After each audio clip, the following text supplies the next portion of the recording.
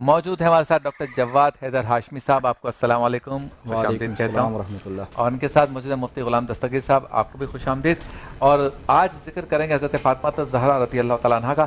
سب سے پہلے تو ڈاکٹر صاحب آپ بتائیے کہ قرآن پاک میں بھی جو ہے وہ سرکار تو عالم صلی اللہ علیہ وسلم کی آل کا تذکرہ ہوا ہے، اور جب قرآن پاک کو احادیث سے ہم جوڑتے ہیں تو پھر اہل بیت کے فضائل کو چار چاند لگ جاتے ہیں. کیا کہیں گے اس حوالے سے؟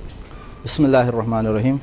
دیکھیں، کسی بھی شخصیت کو کئی طرح سے پہچانا جا سکتا ہے، اس کی معرفت حاصل کی جا سکتی ہے. قرآن کریم کے اندر اگر ان کے حوالے سے کچھ صفات خصوصیات اگر بیان کی ہوں تو قرآن کریم کی آیات کے ذریعے ہماری معرفت جو ہے وہ بڑھ سکتی ہے. اسی طرح احادیث نبویہ صلی اللہ علیہ وسلم کے اندر اگر ہو تو اس کے ذریعے بھی انسان کی معرفت میں اضافہ ہو سکتا ہے. جناب سیدہ کائنات سلام اللہ علیہا کے حوالے سے اگر آپ قرآن کریم کی آیات کریمہ کو اگر دیکھیں تو بہت ساری آیات ہیں کہ جو آپ کی شان میں نازل ہوئی ہیں، اہل بیت اطہار علیہ السلام کی شان میں ہیں. آیت تطہیر آپ کے سامنے ہے کہ انما یرید اللہ لیذھب عنکم الرجس اہل البیت ویطہرکم تطہیرا، کہ جب حضرت بی بی فاطمہ الزہرا سلام اللہ علیہا کی جو چادر ہے جس کو کسا، اس چادر کسا کے نیچے جب پنجتن پاک جب جمع ہو گئے تو اس موقع پر یہ آیت کریمہ نازل ہو گئی، اور اللہ رب العزت نے ان ہستیوں سے ہر طرح کے رجس کو اور ہر طرح کی ناپاکی کو مکمل طور پر دور کرنے کا اعلان فرما دیا. تو یہ اس ہستی کی جو ہے شان کے اندر ہے. اسی طرح اگر آپ آیت مباہلہ کو اگر آپ دیکھیں کہ جس کے اندر اللہ رب العزت نے فرمایا کہ قل تعالوا ندعو ابناءنا وابناءکم ونساءنا ونساءکم وانفسنا وانفسکم ثم نبتہل فنجعل لعنۃ اللہ علی الکاذبین.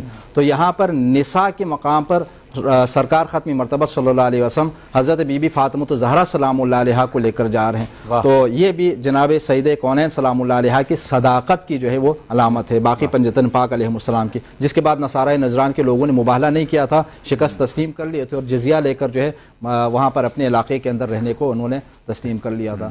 اچھا، اگر آپ احادیث نبویہ صلی اللہ علیہ وسلم کی جانب اگر آپ آ جائیں تو پیغمبر اکرم صلی اللہ علیہ وسلم نے اپنے بے شمار فرامین کے اندر جو ہے آپ کا تذکرہ فرمایا ہے.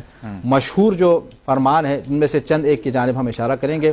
آپ صلی اللہ علیہ وسلم کا فرمان ہے کہ فاطمہ تو بضعۃ منی فمن اغضبها فقد اغضبنی. فاطمہ میرے جگر کا ٹکڑا ہے یا فاطمہ میرا ٹکڑا ہے، جس نے آپ کو ناراض کیا اس نے مجھے ناراض کیا. یہاں پر حضور اکرم صلی اللہ علیہ وسلم اپنی اس لخت جگر کو اپنے جسم کا ٹکڑا قرار دے رہے ہیں، لخت جگر قرار دے رہے ہیں، اور ان کی رضا کو اپنی رضا اور اسی طرح ان کے غضب کو اپنی غضب کے ساتھ آپ جو ہے وہ نسبت دے رہے ہیں. اسی طرح ایک اور حدیث مبارکہ ہے کہ جس کے اندر آپ صلی اللہ علیہ وسلم نے ارشاد فرمایا، خود جناب بی بی کو مخاطب کر کے ارشاد فرمایا کہ یا فاطمہ ان اللہ یرضا لرضاکی ویغضب لغضبکی. اللہ رب العزت اے فاطمہ تیری رضا پر راضی ہو جاتا ہے اور تیرے غضبناک ہونے پر اللہ رب العزت غضبناک ہو جاتا ہے. تو یہ بہت بڑی منزلت ہے. عام طور پر ہم یہ ہوتا ہے نا کہ ہم اللہ رب العزت کی رضا کے اوپر راضی، اور اگر وہ کسی کام سے ناراض ہے تو ہم ناراض. یہاں پر حضور اکرم اس کے برعکس ارشاد فرما رہے ہیں کہ اللہ رب العزت جناب سیدہ کی رضا کے اوپر راضی اور جناب سیدہ کی ناراضگی کے اوپر اللہ رب العزت ناراض ہو جاتے ہیں. تو یہاں سے آپ اندازہ لگا سکتے ہیں کہ جناب سیدہ کونین سلام اللہ علیہ کا مقام و مرتبہ جو ہے وہ کتنا بلند ہے. اور اگر آپ دیکھیں آپ کا جو رویہ تھا نا جناب سیدہ کونین سلام اللہ علیہ کے ساتھ، وہ نہایت منفرد تھا. روایات کے اندر ملتا ہے کہ جب بھی جناب سیدہ کونین سلام اللہ علیہ تشریف لاتی حضور اکرم صلی اللہ علیہ وآلہ وسلم آگے بڑھ کر آپ کا استقبال فرماتے تھے، اور بیٹیوں کی عزت بھی بتائی. جی، اور بیٹی کا مقام اور مرتبہ بھی بتایا، اور وہ بھی اس زمانے میں کہ جب لوگ اپنی بیٹیوں کو زندہ درگور کر دیتے تھے، آگے بڑھ کر ان کا استقبال فرماتے اور اپنی ابا بچھا کر وہاں پر آپ کو جگہ دے دیتے تھے. یہ جناب سیدہ کا مقام.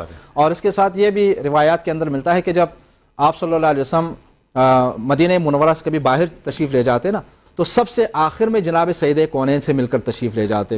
اور سفر سے جب واپس تشریف لاتے مدینہ منورہ تو مدینہ منورہ آنے کے بعد سب سے پہلے جناب سیدہ کونین سلام اللہ علیہ سے ملاقات کرتے، پھر اس کے بعد آپ اپنے گھر کی جانب تشریف لے جاتے. یہ جناب سیدہ کے ساتھ آپ کی محبت جو ہے اس سے ظاہر ہو جاتی ہے. ظاہر ہے آپ کی معرفت انہی فرامین کے ذریعے جو ہمارے دلوں کے اندر بڑھ سکتی ہے، اور اس کی وجہ سے جتنی ہماری معرفت بڑھے گی اتنا ہم اہل بیت اطہار علیہ السلام کے ساتھ مربوط رہیں گے.